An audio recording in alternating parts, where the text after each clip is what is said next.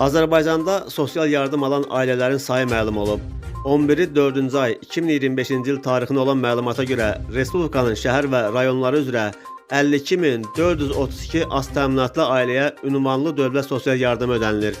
Respublika, o cümlədən Bakı şəhəri üzrə ən çox və ən az sosial yardım alan ailələrin sayı da bilinib.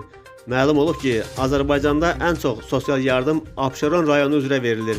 Bu rayonda 2708 ailə sosial yardım alır. Respublika üzrə ən az cəmi bir ailənin sosial yardım aldığı rayon Laçındır. Paytaxt Bakı şəhəri üzrə ən çox sosial yardım alan ailə Sabunçu rayonunda yaşayır.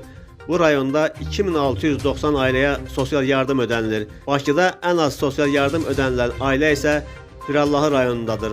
92 ailə. Qeyd edək ki, ünvanlı dövlət sosial yardımı almaq hüququna orta aylıq gəliri hər bir ailə üzvü üçün ehtiyac meyarının məcmusundan aşağı olan az təminatlı ailələr malikdirlər. Hazırda ehtiyac meyarı 285 manat təşkil edir. Xatırladaq ki, 2023-cü ildə 64.000 az təminatlı ailənin 272.300 üzvü ünvanlı dövlət sosial yardımı alıb və onun bir nəfərə düşən orta aylıq məbləği 114 manat 30 qəpik təşkil edib. 2024-cü ildə isə 76.000 az təminatlı ailənin 334.500 üzvü ünvanlı dövlət sosial yardımı alıb və onun bir nəfərə düşən orta aylıq məbləği 107 manat 50 qəpik təşkil edib. Ötən il bir ailəyə düşən sosial yardımın orta aylıq məbləği 475 manat olub.